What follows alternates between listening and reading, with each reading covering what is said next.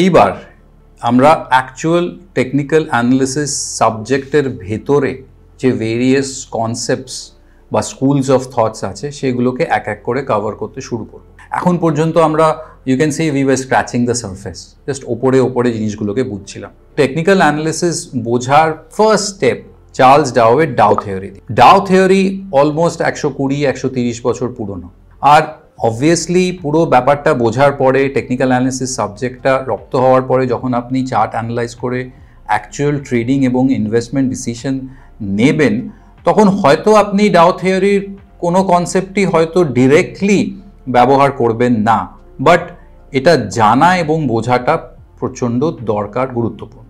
Technical অ্যানালিসিসের foundation হচ্ছে Dao theory. আর এই ভিডিওতে ডাও থিওরির প্রথম 3টে ইম্পর্টেন্ট যে পয়েন্টার্স টেনেট সেগুলো আমি আপনার সাথে শেয়ার করব। চলুন দেখা যাক ডাও থিওরি কি বলছে।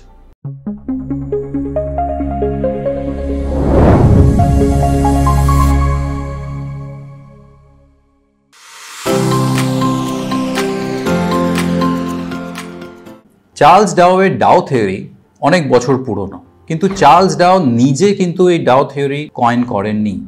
যতদূর আমি জানি, পড়েছি, তাতে আমি এটা বুঝেছি যে চার্লস ডাও, যিনি ওয়াল স্ট্রিট জার্নালের এডিটর ফাউন্ডার ছিলেন, তিনি প্রতি 2 সপ্তাহ অন্তর অন্তর একটা পিরিয়ডিক্যালে লিখতেন। উনি নিউ ইয়র্ক স্টক এক্সচেঞ্জের যে স্টকসের ট্রেড বিহেভিয়ার হতো সেটা দিয়ে উনি যে লাইন চার্টটা কম্পিউট করতেন, সেটার যে অবজারভেশনগুলো বেরিয়ে আসতো সেগুলো আমার ধারণা উনি ওই পিরিয়ডিক্যালসে লিখতেন। ওনার মারা যাওয়ার পরে ওনার যে ফলোয়ার্স বা স্টুডেন্টসরা, তারা ওনার এই লেখাগুলোকে কম্বাইন করে কোলেট করে ডাও থিওরি নামটা দেয়। ডাও থিওরির ওপর একটা ফ্যান্টাস্টিক বই আছে রবার্ট রেয়ার লেখা। যদি আপনি সিরিয়াসলি আর ডিটেলে ডাও থিওরি বুঝতে চান এবং পড়তে চান, তাহলে this book is the best option. এবার চার্লস ডাও ওনার যে অবজারভেশনসগুলো ছিল সেগুলো উনি পেন ডাউন করতেন এবং পরে তার ফলোয়ার্সরা ওগুলো কম্বাইন করে ডাও থিওরির একটা নাম। এবং Dow theory essentially sits on 6 important pointers বা 6 ইম্পর্টেন্ট অবজারভেশনস, যেটা এখানে বলা হয় 6 tenets of the Dow theory. চলুন প্রথম টেনেট দিয়ে শুরু করি। আমার নোটপ্যাডে এখানে আসি এবং টেনেট নাম্বার 1। টেনেট নাম্বার 1টা একটু খটোমটো, ডিরেক্ট নয়, বোঝাটা একটু ডিফিকাল্ট বাট ইম্পসিবলও নয়। টেনেট নাম্বার 1 বলে দ্যাট মার্কেট ডিসকাউন্টস এভরিথিং বা প্রাইস ডিসকাউন্টস এভরিথিং, একই ব্যাপার। Market discounts everything. আচ্ছা, এরপরে আমি আর একটা লাইন এরপরে অ্যাড করব, কিন্তু এখন এটা বোঝার চেষ্টা করি যে মার্কেট ডিসকাউন্টস এভরিথিং মানে কি। এটা বোঝার জন্য লেটস সে মার্কেট স্মার্ট এবং মার্কেট ফরওয়ার্ড লুকিং। একটা এক্সাম্পল নিয়ে ডিসকাস করলে বেটার হবে। ভাবুন অটোমোবাইল কার মেকার একটা নতুন গাড়ি লঞ্চ করেছে এবং নতুন গাড়ির যে ডিজাইন, যা ফ্যাসিলিটিস গাড়ি দিচ্ছে সেগুলো অ্যামেজিং, যে প্রাইস পয়েন্ট, এবং গাড়িটা সুপার হিট। এখনও লঞ্চ হয়নি, রাস্তায় দেখা যাচ্ছে না, অন রোড নেই, কিন্তু অলরেডি বুকিংস খুব ভালো। আপনি এক্সাইটেড হয়ে ডিলারের কাছে যান, নিয়ার বাই ওখানে যেখানে দোকান আছে সেখানে গিয়ে গাড়িটার একটা টেস্ট ড্রাইভও নেন এবং আপনার খুব ভালো লাগে, আপনি বুক করতে যান। বুকিং করার সময় ডিলার আপনাকে বলে যে 9 মাস 12 মাসের ওয়েটিং। তার মানে গাড়িটা এতটাই সুপার হিট যে অনেকেই বুক করে বসে আছে। It's a long wait for you to get the car. আপনি যদি স্মার্ট এবং একটু ফরওয়ার্ড লুকিং হন, তাহলে এই যে ডেটাটা, যে একটা গাড়ি লঞ্চ হয়েছে, গাড়িটা খুবই সাকসেসফুল, অনেক প্রি বুকিং হয়ে গেছে, এতটাই প্রি বুকিং হয়েছে যে 6 মাস 9 মাসের জন্য লোকেদেরকে ওয়েট করতে হচ্ছে।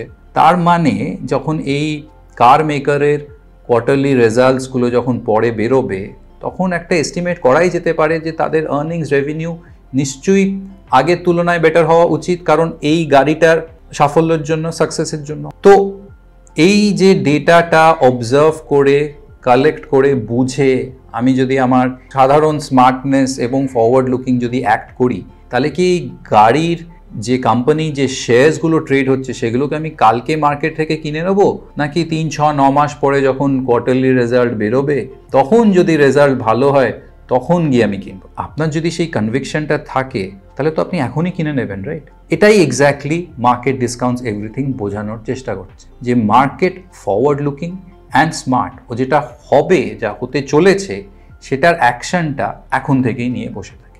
আমি জানি না খেয়াল আছে কি না, 2020-2021 সময় যখন প্যান্ডেমিক কোভিড-19 সময় ছিল, তখন আপনি খেয়াল করেছেন যে ফার্মাসিউটিক্যালস এবং হেলথ কেয়ার স্টকস একটা বিউটিফুল স্ট্রং আপ ট্রেন্ডে ছিল। Most obvious, but that was the case, that was the reality.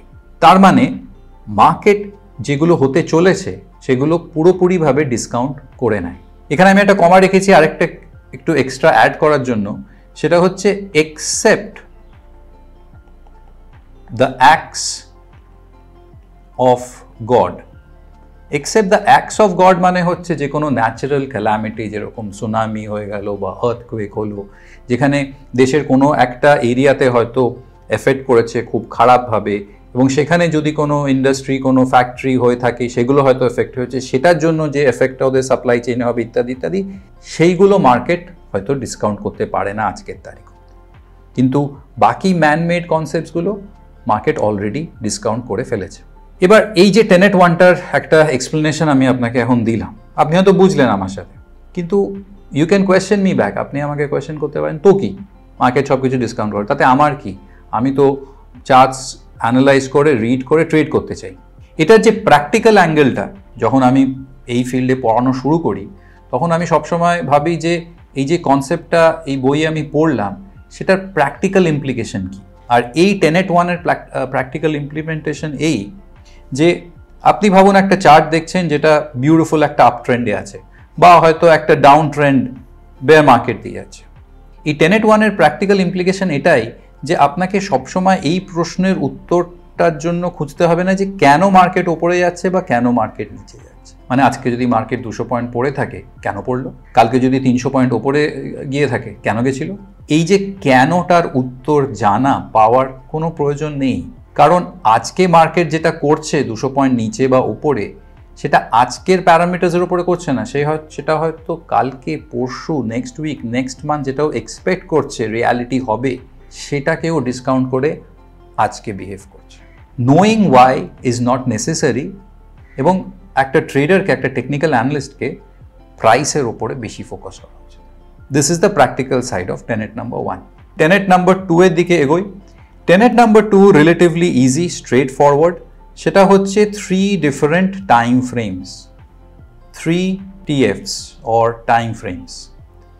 3 TFs or time frames মানে যে একটা মেজর যদি আপ ট্রেন্ড থাকে, সেই মেজর আপ ট্রেন্ডের ভেতরে কিছু ইন্টারমিডিয়েট ফ্লাকচুয়েশনস থাকে, আর সেই ইন্টারমিডিয়েট ফ্লাকচুয়েশনসের ভেতরে কিছু শর্ট টার্ম আরও ফ্লাকচুয়েশনস থাকে।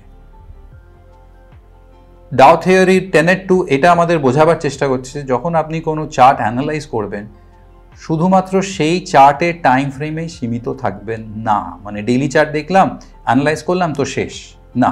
ডেইলি চার্টের সাথে একবার উইকলিটাও দেখে নেবেন, ইন্টারমিডিয়েট, উইকলির সাথে একবার মান্থলিটাও দেখে নেবেন, লং টার্ম। 3টে ডিফারেন্ট টাইম ফ্রেম ইউজ করে বোঝার চেষ্টা করবেন যে এই এক্স্যাক্টলি এই চার্টটা কি করার চেষ্টা করছে, প্রাইস বিহেভিয়ার এক্স্যাক্টলি কোন দিকে এগোবার চেষ্টা করছে।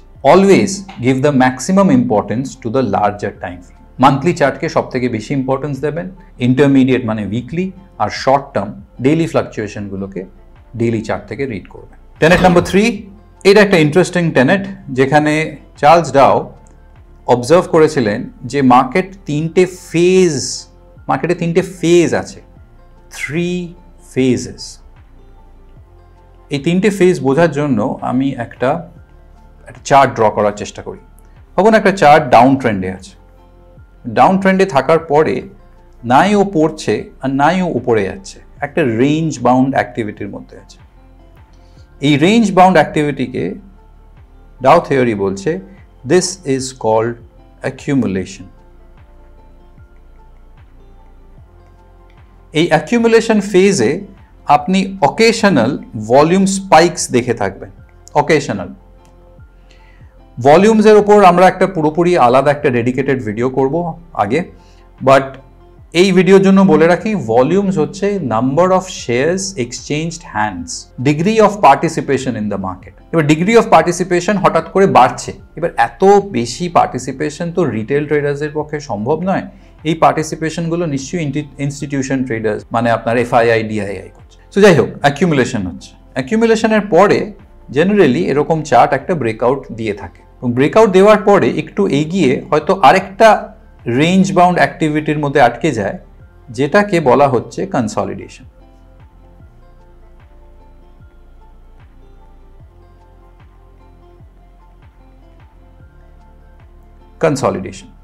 কনসলিডেশনের একটা খুবই গুরুত্বপূর্ণ ইম্পর্টেন্ট ডিফারেন্সিয়েটিং ফ্যাক্টর হচ্ছে ভেরি লো ভলিউমস। মানে এখানে ভলিউমস হবে খুবই কম, ভেরি ভেরি লো, কোনো পার্টিসিপেশনই নেই। এগুলো হচ্ছে টাইম পাস, ব্রিদার। যেরকম আমি যখন বম্বে থাকতাম, যখন বম্বে থেকে পুনে ড্রাইভ করে যেতাম, তখন টোল নাকা ক্রস করে বাঁদিকে ফুড প্লাজাতে একটা ছোট্ট ব্রেক নিতাম 10-15 মিনিট, তারপরে পুনে। আবার 2-3 দিন পরে যখন ফিরতাম, তখন পুনে থেকে ফেরার সময়ও সেম জিনিস। আর আপনিও যদি কোনোদিন কোনো টাইপেরও রোড ট্রিপ করে থাকেন, আপনি জানেন দ্যাট এভরি রোড ট্রিপ যদি পয়েন্ট এ থেকে পয়েন্ট বি যেতে হয়, আর এ আর বি এর মধ্যে যদি একটা সিগনিফিকেন্ট ডিস্টেন্স হয়, 5-6 কিলোমিটার নয়, 50-60, তাহলে মাঝখানে একটু ব্রেক নেওয়া উচিত। সেরকম এখানেও একটা পয়েন্ট এ থেকে পয়েন্ট বি, একটা সার্টেন ডিগ্রি অফ র্যালি হওয়ার মাঝখানে স্টক একটা ব্রিদার নেয়, একটা ব্রেক নেয়। এটা হচ্ছে কনসলিডেশন। কনসলিডেশনের পরে দ্য ট্রেন্ড কন্টিনিউস, অ্যান্ড একটা সার্টেন হাইট রিচ করার পরে হয়তো আবার একটা রেঞ্জ বাউন্ড প্রাইস অ্যাক্টিভিটির মধ্যে একটা প্যাটার্ন ফর্ম করে। এই ফর্মেশনটাকে ডিফাইন করা হচ্ছে অ্যাজ ডিস্ট্রিবিউশন।